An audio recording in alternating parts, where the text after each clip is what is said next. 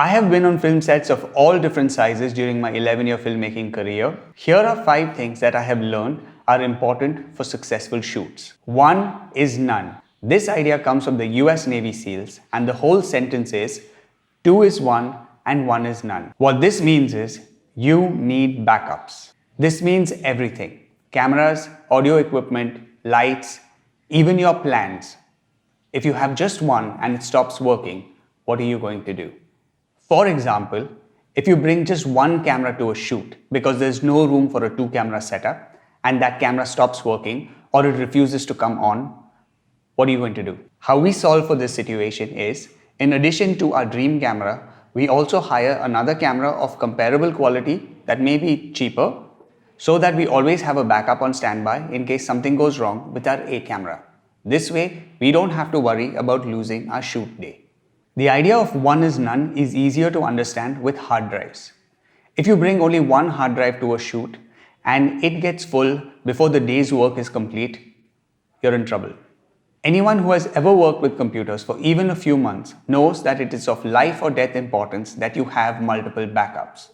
So in the case of hard drives on a set, 2 is 1 and 1 is none. A well-fed crew is a happy crew. I have heard of multiple productions where either the food does not arrive on time or it is not of sufficient quantity to feed the entire crew. And I've even heard of productions where catering was just not budgeted for. Even if you are making a no-budget short film or a low-budget pilot for a show that you hope to sell to a streaming service someday, I cannot emphasize this enough. Feed your cast and crew. It doesn't have to be expensive food, and it most certainly does not have to be exotic food. As it is, people's standard for what is fancy differs from person to person. So don't try and be creative when you're trying to feed a crew, especially on a short production, which ranges from like 1 day to a week. Just make sure that the food is delicious and nutritious, and there's enough of it to keep the crew going for the long hours that they're going to be working to get the project in the can. Pay people on time. Whether you are leading a project or are a service provider, like a videographer or a sound recordist, if you have rented equipment or hired people, make sure you pay people in a timely manner. Money does make the world go round, so every step you take to ensure that you pay people on time is a step in the right direction towards the longevity of your career. Keep records that turn into templates. Have you ever had this experience when you're looking at footage that has been shot, that you really like the lighting or the composition and have no idea of how it was achieved? If you can afford it, have one person on set whose only job it is to take notes. These records will form the basis for the templates that you can use on future projects.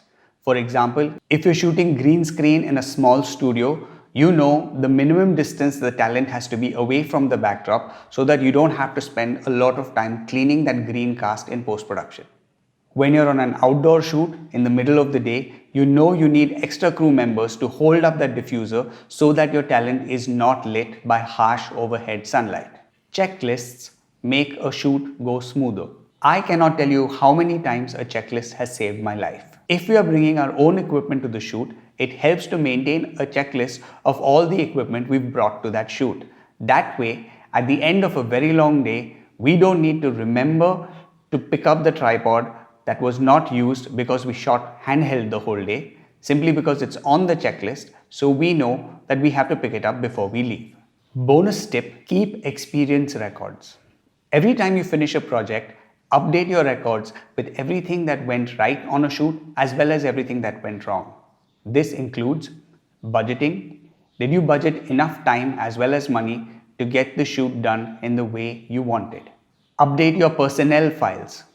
If you were working with a cinematographer or a makeup artist or even on-screen talent for the first time, what was the experience like? Were they helpful and collaborative, or were they difficult to deal with? Would you work with this person again? Expectations versus reality. Did it take as much time as you thought it would to get to the studio or the location, or did it take longer? Were the facilities up to the mark, and did they enable you to get exactly what you wanted out of your shoot? If you were hired to perform a service, what was it like working with the people that hired you? If you are able to maintain a record of this type of information, you will be better equipped to assess the quality of project that has been offered to you, how much you should charge to do the work, as well as the kind of people you should hire because they gel well with your style of working. So there you have it, 5 of the best practices that we have incorporated into our workflow for a successful shoot day. If you'd like me to make another video with more tips related to pre-production or post-production, drop me a message in the comments below. Thank you for watching. Don't forget to like, subscribe, and activate that bell icon to be notified when our next video is online.